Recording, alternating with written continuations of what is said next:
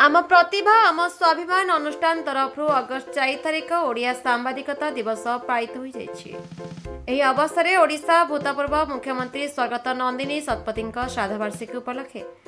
Photo चित्र में माल्यार्पण कर स्मृतिचारण कर आम प्रतिभा आम स्वाभिमान उपदेष्टा तथा ढेंकानाल प्राक्तन सांसद महेश साहू अध्यक्षतार अनुष्ठित कार्यक्रम को आम प्रतिभा आम स्वाभिमान सभापति तथा पौराध्यक्ष अक्षय कुमार सामंत परिचालना करते। अनुष्ठान उपदेष्टा भक्ति प्रसाद दास, संपादक दिनेश प्रधान एवं कोषाध्यक्ष परशुराम दास मंचासी नथिले। ओडिशा रे सांबादिक मानक भूमिका उल्लेखनीय अटे। समस्या ठारू आरंभ करी विकास एवं व्यवस्था परिवर्तन आदि विभिन्न क्षेत्र में खबर परिवेषण करी सांबादिक माने तांको दक्षतार परिचय दी आछुंती। एणु समाजर कल्याण क्षेत्र में सांबादिकता मानकर अतुलनीय अवदान पे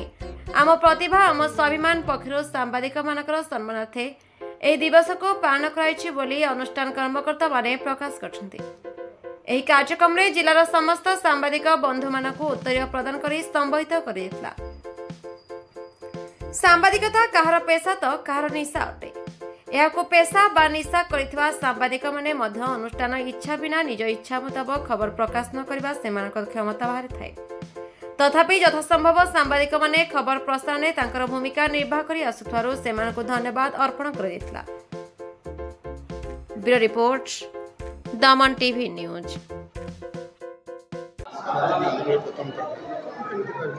देखो आम प्रतिभा आम स्वाभिमान सामाजिक संगठन तरफ आज ओडिया सांबादिक दिवस पालन करा जायछि। विशेषकर ओडिया अस्मितार वार्ता को नहीं जो सांबादिक गणमाध्यम प्रतिनिधि माने साधारण लोक मान पाखक जाऊँच ओडिया अस्मितार वार्ता को नहीं विश्व दरबार में पहुँचाऊँच। आम अनुगुलर से प्रतिष्ठित सांबादिक गणमाध्यम प्रतिनिधि मानक सम्मानित करने आज कार्यक्रम थिला। ता सहित आम प्रतिभा आम स्वाभिमान तरफ आम अविभक्त ढेंकानाल जिला नारी नेत्री तथा ओडिशार पूर्वतन मुख्यमंत्री स्वर्गत नंदिनी शतपथी तिरोधान दिवस पालन करा जायछि। या सहित आम प्रतिभा आम स्वाभिमान तरफ आम वर्ष तमाम ओडिशा तथा भारत वर्षर समस्त महापुरुष स्वाधीनता संग्रामी मानकर जन्म दिवस और तिरोधान दिवस पालन कर निश्चित भाव में यह अत्यंत गर्वर विषय जे आम प्रतिभा आम स्वाभिमान अनुगुल अनुष्ठान तरफ आज आम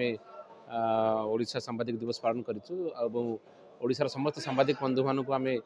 आज कार्यक्रम माध्यम शुभेच्छा जनाऊँ। से जो निष्ठापर भाव में जो भाव में गोटे दर्पण समाज दर्पण भाव में कम कर समाज को दिग्दर्शन दौरान कलम मध्यम चित्रण मध्यम तेणु ये दिवस पालन कर गोटे मेसेज देवाक चाहूँचे आपने आम मैंने ओडिशार सांबादिक मैंने ओडिशा कहीं भारत वर्ष सब मानने सर्वश्रेष्ठ अच्छा सब आगे अच्छा तेणु यहाँ बाजी रखापी ये अनुष्ठान आगामी दिन ओडिशा सांबादिक जो सांबादिक रही ओडिया सांबादिक दिन दिवस पालन कर निष्पत्ति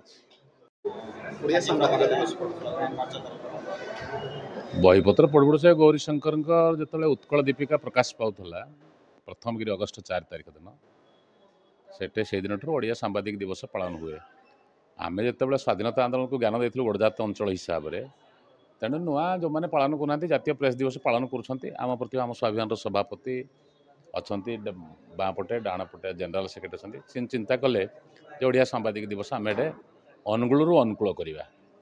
अनुकूल कार्यक्रम आरंभ हो परवर्ती समय आपण सहयोग कार्यक्रम हम जो मैंने सांबादिकता क्षेत्र में काम करप्रोफेशनल से जन्मदिन बोली विचार करा एवं से अनुसार जी आम कर्तव्य आम प्रतिभा आम स्वाभिमान विचार कर से अनुसार आपको कार्यक्रम कर संयोगक्रम अगस्ट 4 भी प्राक्तन मुख्यमंत्री नंदिनी देवी भी तिरोधान दिवस या उभय को मिसेक कार्यक्रम आरंभ करा सांबादिक मैंने कार्यशैली माने कलमगार को चालू करूँ गणमाध्यम प्रतिनिधि माने भी पूरा वास्तव सत्य को उद्घाटन कर लोकलोचन को आणतु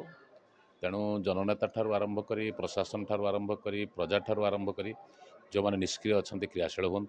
ये उद्देश्य नहीं जेहेतु भाषाभित्तिक ओडिशा प्रदेश गठन होता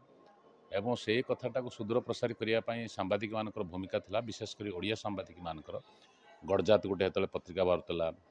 गांधीजी हरिजन बोली पत्रिका गोटे बाहर किंतु प्रथम थिला उत्कल दीपिका तेणु ताको जो गौरीशंकर और विचित्रानंद मिलित भाव में प्रथम अगस्ट 4 आरंभ करते संजक्रमे परवर्ती समय नंदिनी देवी भी एटा भी तिरोधान दिवस थिला एवं से समय आउ टे क्रियाशील करने नंदिनी देवी भूमिका थिला से भी मत बहुत पत्र पत्रिकार एवं साहित्य क्षेत्र में तांकर अवदान अविस्मरणीय थिला ताकू भी एकाशकार करिक कार्यक्रम करिसेंते से दृष्टिकोण अनुकूल आम कार्यक्रम कलु।